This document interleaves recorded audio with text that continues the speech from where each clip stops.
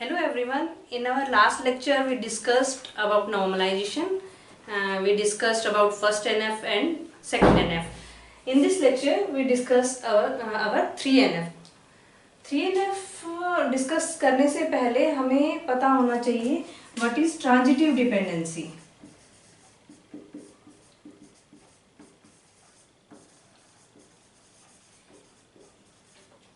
What is transitivity? Transitivity is like if X uniquely determines Z and Z uniquely determines Y, then transitive rule says that X uniquely determines Y, right? Now, what does the transitive dependency says? Transitive dependency क्या कहती है कि अगर Z ना तो prime attribute है ना ही candidate की है, then we say that y is transitive dependent on x. So हमारा जो थर्ड NF है that depends on the transitive dependency. What does it say? Third NF says no known prime attribute should be transitive dependent on any candidate key. कोई भी non prime attribute किसी भी candidate की पर transitive dependent नहीं होना चाहिए. Let's take the example of this relation. Here the primary key is ENO, that is the only primary key. So if we see the first functional dependency, ENO uniquely determines ename, date of birth, address and DNO. No problem in that because even transitivity is not here, so everything is fine. So if we talk about the second functional dependency, so here you say see ENO uniquely determines DNO. This functional dependency says ENO uniquely determines DNO and DNO uniquely determines DNAME. DNO uniquely determines DNAME. So ये क्या हुआ? Transitive rule के according we can say that ENO uniquely determines DNAME. तो ये क्या है? ये basically transitive dependency है बिकॉज वी डिस्कस्ड कि जो कॉमन कॉलम है अगर वो ना प्राइम एट्रीब्यूट है ना ही प्राइमरी की है, डीएनओ क्या है? It is a non prime attribute and it is not a primary key, right? It's a non prime attribute, so it's obvious that it's not a primary key. So क्योंकि ना prime attribute है और ना ही primary की है, so we can say that DNAME is transitive dependent on ENO. So non-prime attribute is transitive dependent on primary key because DNAME is a non-prime attribute and ENO is a primary key. So हमारी third NF की जो condition है यहाँ violet हो जाती है. Again, if we talk about D manager ENO, same thing will happen. ENO uniquely determines DNO and DNO uniquely determine D manager ENO. Again transitive dependency will exist because D manager ENO is a non-prime attribute and non-prime attribute is transitive dependent on ENO. So यहाँ भी third NF हमारी जो है violet हो जाती है. तो ऐसे केस में जब वायलेशन होती है तो हम क्या करते हैं, जो FD प्रॉब्लम क्रिएट कर रही है उसके कॉलम्स को हम ले जाते हैं डिफरेंट टेबल में और एक कॉमन कॉलम छोड़ते हैं लॉसलेस ज्वाइन के लिए. और वो कॉमन कॉलम कौन सा होता है? जो इसके लेफ्ट साइड पर होता है जो फंक्शनल डिपेंडेंसी प्रॉब्लम क्रिएट कर रही है. तो बेसिकली हम इन दोनों को ले जाएंगे सेपरेट टेबल में और डीएनओ को यहाँ छोड़ देंगे बाद में ज्वाइन के लिए.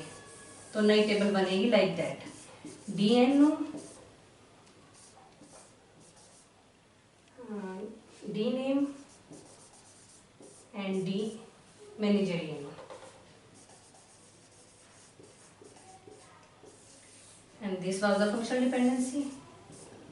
So functional dependency is preserved. ये वाली functional dependency यहाँ आ गई and lossless join is also occurring here. So now this database, this relation schema is in third NF.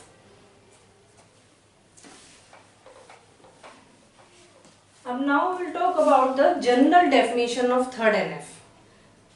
General definition of third NF says that either X should be the super key of R,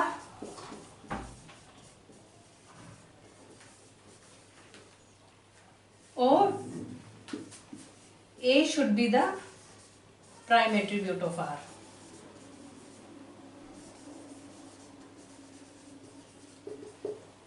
इन दोनों में से कोई भी condition अगर match करती है, then we say that our relation is in 3NF. And this is the functional dependency. X uniquely determines A. Either X should be the super key of R or A should be the prime attribute of R. लेकिन अगर मुझे ये check करना है कि ये सही है या नहीं है, तो कैसे चेक करूंगी? तो मैं ये मानती हूँ कि ये भी फॉल्स है, ये भी फॉल्स है. अगर दोनों में से कोई भी कंडीशन ट्रू नहीं है तो वो 3NF में नहीं होना चाहिए. तो अगर X सुपर की नहीं है तो वो क्या क्या हो सकता है? अगर X सुपर की नहीं है तो या तो वो प्राइम एट्रीब्यूट हो सकता है, because prime attribute is not A super की, या फिर वो नॉन प्राइम एट्रीब्यूट हो सकता है. और इसका वायलेशन क्या होगा, इसका कंट्राडिक्शन क्या होगा? अगर ये प्राइम एट्रीब्यूट नहीं है तो we have the only option it is non prime attribute. तो हमारी फंक्शनल डिपेंडेंसी कैसे बन गई? पहला केस हम ये लेते हैं, x is a non prime attribute. तो x को हमने लिया non prime attribute. Right side में क्या है? ए क्या है हमारा? Non prime attribute. तो दोनों तरफ आ गया हमारा नॉन प्राइम एट्रीब्यूट.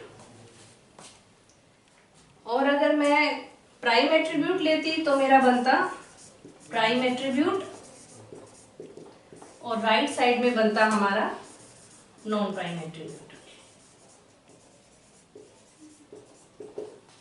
ठीक है.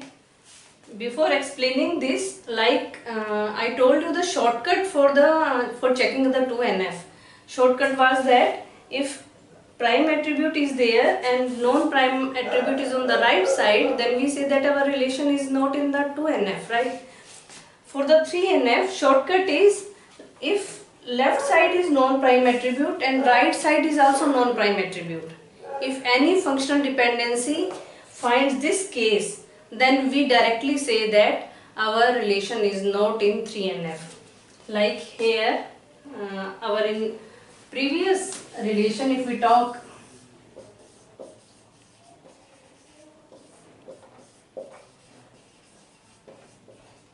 right, it was something like that.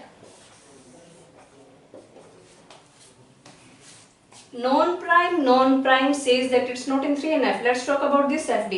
Left side में EN है, which is a primary key, तो we are fine. तो इन सब FDs में कोई प्रॉब्लम नहीं है, because left side में क्या है? प्राइमरी की. अगर हम इधर जाएंगे, इधर लेफ्ट साइड में क्या है? Non prime attribute. Right side में क्या है? Non prime attribute. दोनों तरफ नॉन प्राइम एट्रीब्यूट है, तो we directly say that it is not in 3NF. It is the shortcut to check the 3NF. अगर आपके 50 FDs है, फर्स्ट में आपको ये कंडीशन मिल गई, लेफ्ट साइड में नॉन प्राइम, राइट साइड में non prime, you don't have to check further, you will directly say it is not in 3NF. So that is the again D manager ENO का भी आप चेक कर सकते हो, left side में non prime and right side में भी नॉन प्राइम. तो this is the shortcut for the 3NF. तो जब हम जनरल डेफिनेशन की बात कर रहे थे, हमारे पास दो ऑप्शंस आई. एक में दोनों तरफ नॉन प्राइम था और एक में एक तरफ प्राइम है और दूसरी तरफ नॉन प्राइम है. अगर आप देखेंगे दोनों तरफ नॉन प्राइम का मतलब वो 3NF में नहीं है. I just told you the shortcut. And अगर ये एक तरफ प्राइम है दूसरी तरफ नॉन प्राइम है तो ये 2NF में नहीं है. और कोई भी हमारा रिलेशन 3NF में तभी हो सकता है जब वो 2NF में हो. अगर 2NF में नहीं है तो वो 100% 3NF में होगा ही नहीं. तो इसका मतलब ये general definition tells us that it is a 3NF state. Either X should be the super key or A should be the prime attribute. और अगर दोनों कंडीशन वायलेट हो जाती है, we just showed that it is definitely not in 3NF.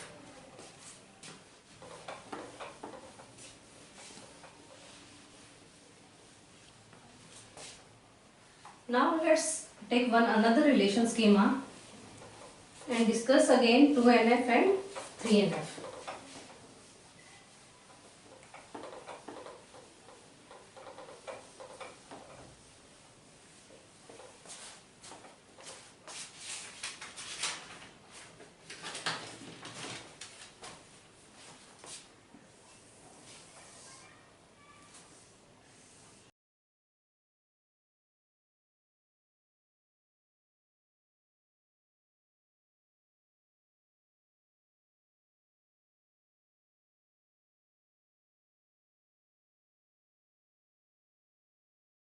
ये हमारी FDs हैं and this is the relation schema and these are the FDs. तो सेकंड एनएफ से हम स्टार्ट करते हैं। हमें सबसे पहले पेपर में क्वेश्चन सॉल्व करने से पहले नॉर्मलाइजेशन का अपने माइंड में आप शॉर्टकट रखें 2NF एंड 3NF का। 2NF का शॉर्टकट था लेफ्ट साइड में prime attribute and right side में non prime attribute, and 3NF का शॉर्टकट था नॉन प्राइम नॉन प्राइम। तो सबसे पहले लेट्स चेक कि 2NF में भी है या नहीं ये रिलेशन स्कीमा।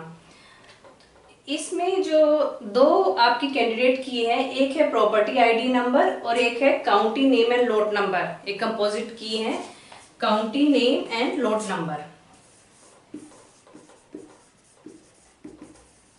दोनों मिलाकर जो है, दोनों एट्रीब्यूट्स मिलाकर क्या बना रही है, अनदर कैंडिडेट की। प्रॉपर्टी आईडी जो है प्राइमरी की है and county name and lot number is the secondary की। तो हमारे पास दो कैंडिडेट कीज हैं। तो क्या ये 2NF में है? Let's check with the first functional dependency. Left side में क्या है? Property ID number which is the primary key. So prime, हमें तो प्राइम एट्रीब्यूट चाहिए वायलेशन चेक करने के लिए, तो इट इज फाइन। अब हम यहाँ जाते हैं, लेफ्ट साइड पे क्या है? County name and lot number which is also a candidate की, तो भी कोई इशू नहीं है because it's not A prime attribute. अब हम यहाँ पे जाते हैं, यहाँ पे क्या है? लेफ्ट साइड पर एरिया एंड राइट साइड पर प्राइस, तो इसमें भी कोई प्रॉब्लम नहीं है। County name and tax rate, एक fourth FD which I forgot to mention, एक एफडी और है county name and tax rate. तो इन तीनों में तो कोई प्रॉब्लम नहीं आई। इसमें लेफ्ट साइड में क्या है? County name which is a prime attribute and right side में क्या है? Tax rate which is a non prime attribute. तो ये कंडीशन मैच हो गई। इसका मतलब हमारा जो ये रिलेशन है it is not in 2NF। This FD is creating the problem. और जो एफडी प्रॉब्लम क्रिएट करती है उसके कॉलम को हम ले जाएंगे दूसरे टेबल में और काउंटी नेम को छोड़ देंगे यहीं पे। एज वी ऑलरेडी डिस्कस्ड, एक कॉमन कॉलम होना चाहिए। तो tax county name and tax rate करके एक अलग टेबल बन जाएगी और ये टेबल हमारे पास बच जाएगी यहाँ पर, और ये एफडी चली जाएगी उस टेबल में। ठीक है, अब हमें चेक करना है क्या ये जो बचा हुआ रिलेशन है ये 3NF में है। तो पहली एफडी से चेक करेंगे अगेन। लेफ्ट साइड पर क्या है? Property ID number which is a primary की, बट थर्ड NF के लिए हमें चाहिए non prime attribute, third NF को वायलेट करने के लिए बेसिकली। तो ये फाइन है ये एफडी। यहाँ पे county name and lot number है लेफ्ट साइड पर which is also candidate key, so again fine. इधर लेफ्ट साइड पर नॉन प्राइम एट्रीब्यूट है एंड राइट साइड पर भी नॉन प्राइम एट्रीब्यूट है which is a condition to check the violation of the 3NF। दोनों तरफ non prime attribute है, इसका मतलब ये एफडी प्रॉब्लम क्रिएट कर रही है। तो इस केस में हम अगेन क्या करेंगे? एरिया एंड प्राइस को अलग टेबल में लेके जाएंगे और एरिया को यहीं छोड़ देंगे फॉर द फर्दर ज्वाइनिंग। तो एरिया एंड प्राइस जो है आपका चला जाएगा सेपरेट टेबल में और ये एफडी भी चली जाएगी उस टेबल के साथ। तो ये आ जाएगा हमारा। अब ये जो हमारा रिलेशन है ये 2NF में भी है और 3NF में भी है। अब इसमें मैं एक एफडी और ऐड करती हूँ, that is this one, area uniquely determine county name. अभी तक हमने 3NF की बात की। आप देखोगे लॉसलेस ज्वाइन भी इसमें सही से हो रहा है बिकॉज हम एक कॉमन कॉलम छोड़ रहे हैं जो कि प्राइमरी की एंड फॉरेन की का कम्बिनेशन है और फंक्शनल डिपेंडेंसी भी प्रिजर्व्ड है। Now we will talk about the BCNF, Boyce Codd normal form. Boyce Codd normal form is the stricter form of the third NF, stricter form है। 3NF क्या कह रहा था? If there is a functional dependency X implies A, then either X should be the super key of R or A should be the prime attribute.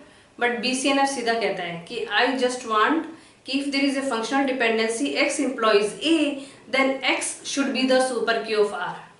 मुझे और नहीं चाहिए, I just want X should be the super key of R. तो we say that BCNF is the stricter form of the third NF. तो इसमें simple है, इसमें कुछ भी नहीं है। हमें केवल जो भी फंक्शनल डिपेंडेंसी है उसमें ये चेक करना है कि x जो है सुपर की है। Let's check it. ये हमने 3NF तक तो चेक किया, क्या ये BCNF में है? इसमें मैंने एक एक्स्ट्रा फंक्शनल डिपेंडेंसी भी डाल दी थी ताकि आप BCNF को देख सकें कि कैसे वायलेट होता है। इसमें देखते हैं लेफ्ट साइड पे प्रॉपर्टी आईडी नंबर, क्या ये सुपर की है? यस, तो fine. County name and lot number है इसमें लेफ्ट साइड पर, क्या वो सुपर की है? Yes, fine.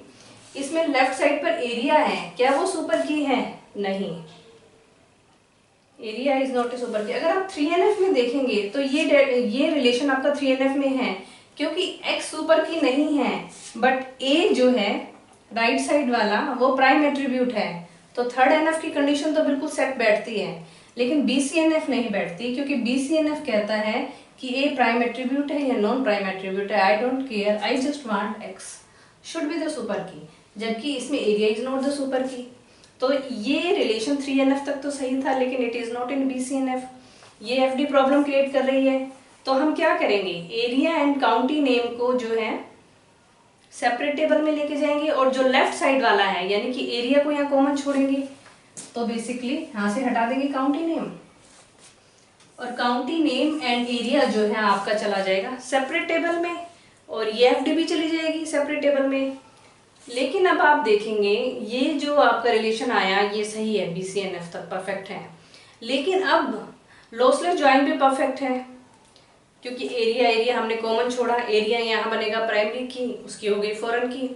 लेकिन BCNF में आप देखेंगे कि फंक्शनल डिपेंडेंसी प्रिजर्व नहीं है क्योंकि जो FDs थी जिसमें county name and lot number मिलकर यूनिकली आइडेंटिफाई कर रहे थे वो अब नहीं होंगे क्योंकि काउंटी नेम जो है वो चला गया इस टेबल में और लोट नंबर रह गया ओरिजिनल टेबल में, दोनों सेपरेट हो गए जबकि दोनों मिलकर एक कैंडिडेट की बना रहे थे। तो BCNF में फंक्शनल डिपेंडेंसी प्रिजर्व नहीं रहती, तो हम थर्ड NF तक केवल गारंटी ले सकते हैं कि हमारी फंक्शनल डिपेंडेंसी प्रिजर्व्ड है, बट BCNF में हम गारंटी नहीं ले सकते फंक्शनल डिपेंडेंसी प्रिजर्वेशन की। तो ये था हमारा BCNF. Next we'll study about 4NF.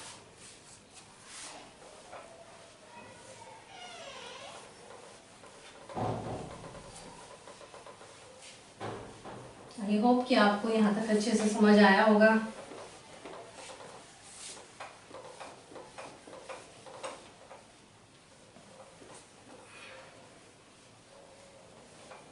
Fourth NF is based on the multi-value dependency. जो आपका 4NF है that is based on multi-value dependency. अब आपने फर्स्ट NF में पढ़ा था कि does not allow multi valued attribute, जैसे डिपार्टमेंट लोकेशन था तो DNO के कोरस्पॉन्डिंग डिपार्टमेंट लोकेशन था, मल्टी वैल्यूड एट्रीब्यूट तो आपने उसको अलग टेबल में डाल दिया था। लेकिन जब एक से ज़्यादा आपके मल्टी वैल्यूड एट्रीब्यूट इकट्ठे हो जाए एक ही टेबल में तो अराइज होती है मल्टी वैल्यूड डिपेंडेंसी। अगर वो दो जो एट्रीब्यूट्स हैं they are not dependent on each other, आपस में उनका कोई रिलेशन नहीं है, जैसे कि कोई एम्प्लॉय है और वो किसी प्रोजेक्ट पर काम कर रहा है और उसके कुछ डिपेंडेंट्स हैं, जैसे इंश्योरेंस वगैरह के लिए कंपनी कई बार डिपेंडेंट्स के नाम पूछती है, तो उसके कुछ डिपेंडेंट्स हैं। तो एक ENO can work on multiple PNO and one ENO can have multiple dependents. तो जैसे फंक्शनल डिपेंडेंसी में हम लिखते थे x uniquely determines y, multi valued dependency में हम लिखते हैं x मल्टी डिटरमाइंस y। ऐसे एक x के कोरस्पॉन्डिंग एक वैल्यू है y की फंक्शनल डिपेंडेंसी में। मल्टी वैल्यूड में क्या होता है, एक x के कोरस्पॉन्डिंग मल्टीपल वैल्यूज है y की, और जब दो 1:n रिलेशनशिप, एक ENO PNO एंड एक ENO डिपेंडेंट्स, दोनों क्या है 1:n, when two 1:n independent relations exist in a single relation then we say that multi-valued dependency exists, like here independent कैसे? प्रोजेक्ट नंबर का और डिपेंडेंट का आपस में कोई रिलेशन नहीं है। अगर एक ENO1 is working on 101 and 102 and it has two dependents like Kamlesh and Savita, तो मुझे इसको क्योंकि मल्टी वैल्यूड एट्रीब्यूट तो अलाउड नहीं है, तो मुझे इसको कैसे लिखना पड़ेगा? I will have to write it like that 101 Kamlesh, 101 Savita, 102 Kamlesh, 102 Savita. It is a bad design because lots of redundancy is there. So that is the multi-valued dependency which creates a problem. ठीक है. So 4NF क्या कहता है कि if there is a non-trivial multi-valued dependency X multi determines Y exists in a database, then X should be the super key of R. तो सबसे पहले तो हम ये देख लेते हैं कि ये non trivial multi value dependency क्या होती है. हमने नॉन ट्राइवल फंक्शनल डिपेंडेंसी की बात की थी. 3NF में हम बात कर रहे थे कि non trivial multi value dependency X implies A, but here we talk about the multi value dependency. Multi value dependency ये ट्राइवल कब होती है? ट्राइवल तब होती है Y is the subset of X और X union Y equal to R.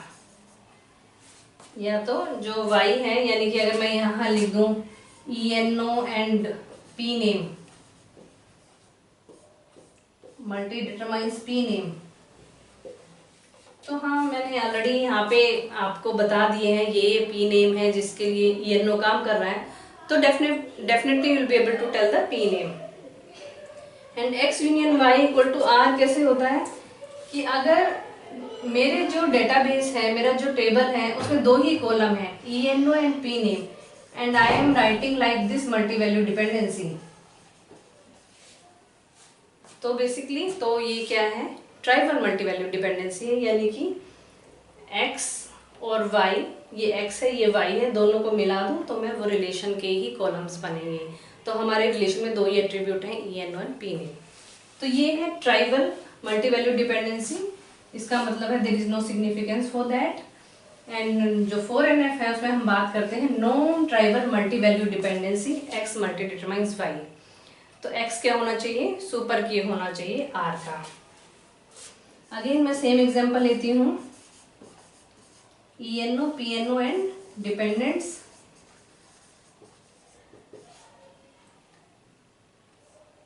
तो इसमें जो सुपर की बनेगी उन सबको मिला के बनेगी. As we saw in the example 101 1 Kamlesh repeat हो रहा था, तो इन सबको मिलाने के बाद ही हमारी सुपर की बनेगी. और मल्टी वैल्यू डिपेंडेंसी दो है मेरे पास इस केस में. एक है ENO मल्टी डिटरमाइंस PNO और एक है ENO मल्टी डिटरमाइंस डिपेंडेंट्स.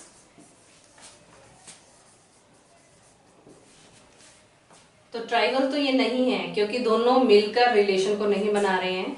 तीन कॉलम है और ना ही ये इसका सबसेट है. तो सबसे पहले मैंने चेक किया कि ट्राइवल तो नहीं है. No, it is not a trivial multi value dependency. But क्या ये 4NF में है? 4NF में होने के लिए ये क्या होना चाहिए? सुपर की. क्या ये नो सुपर की है? नहीं. क्या यहाँ पर ये सुपर की है? नहीं. तो दोनों मल्टी वैल्यू डिपेंडेंसी हमारी क्या कर रही है? Problem create. अगेन हम सेम डिकम्पोजिशन का मेथड अडॉप्ट करेंगे कि जो प्रॉब्लम क्रिएट कर रही है उसको सेपरेट टेबल में डाल देंगे और लेफ्ट साइड वाला छोड़ देंगे कॉमन. तो मैं बेसिकली PNO को अलग टेबल में डाल दूंगी. तो एक हमारी टेबल बन जाएगी ENO डिपेंडेंट्स और एक बन जाएगी ENO PNO. ये रहेगी इस टेबल की एंड ये रहेगी इस टेबल की. नाउ अगेन जो हमारी सुपर की है वो क्या बनेगी? ENO dependents. और ये मल्टी वैल्यू डिपेंडेंसी है तो हम चेक करेंगे क्या ENO सुपर की है? नहीं, it is not A super की. सुपर की तो ENO इंडिपेंडेंस है. तो क्या करें? बेसिकली हमने अभी नहीं चेक किया कि ये ट्राइवल तो नहीं है. हम यहाँ पे क्या है? ENO. यहाँ पे क्या है? डिपेंडेंट्स. दो ही कॉलम है, रिलेशन में भी दो ही कॉलम है ENO एंड डिपेंडेंट्स. तो इसका मतलब ये क्या हुई? Trivial multi value dependency. जबकि हमें चेक करना है only for non trivial multi value dependency. और कोई मल्टी वैल्यू डिपेंडेंसी इसमें है नहीं, तो we say that it is in 4NF. Same thing will go for the ENO PNO। Multi value dependency में 2 कॉलम है, एक ENO एक PNO, रिलेशन में भी 2 ही कॉलम है, तो इसका मतलब this multi value dependency is also trivial multi value dependency. और कोई मल्टी वैल्यू डिपेंडेंसी है नहीं, then we'll say that it is in 4NF। तो जो ओरिजिनल हमारा रिलेशन था वो डिकम्पोज हो गया इन 2 टेबल में जो कि 4NF में है। तो ये तो 4NF चेक करने का तरीका। एंड नेक्स्ट जो है 5NF है, वो चेक करना आपके सिलेबस में नहीं आता, 4NF तक ही है, केवल मैचिंग में आ जाता है। Like we say that second NF depend based on the fully functional dependency, third NF is on transitive dependency, 4NF is in multi-value dependency, 5NF is based on the joint dependency। जो हम अभी तक lossless join की बात करते रहे हैं उसी पे डिपेंडेंट है कि जब हम सारे रिलेशंस को डिकम्पोज कर देते हैं और दोबारा उसको ज्वाइन करते हैं तो एट द एंड जो है हमारे पास ओरिजिनल रिलेशन आना चाहिए, ना उसमें एट्रीब्यूट ज़्यादा कम होने चाहिए, ना ही टपल्स कम एंड ज़्यादा होने चाहिए। तो ये है हमारा 5NF which depends on the joint dependency. तो यहाँ पे आपका नॉर्मलाइजेशन का टॉपिक जो है ख़त्म हो जाता है। Thank you so much.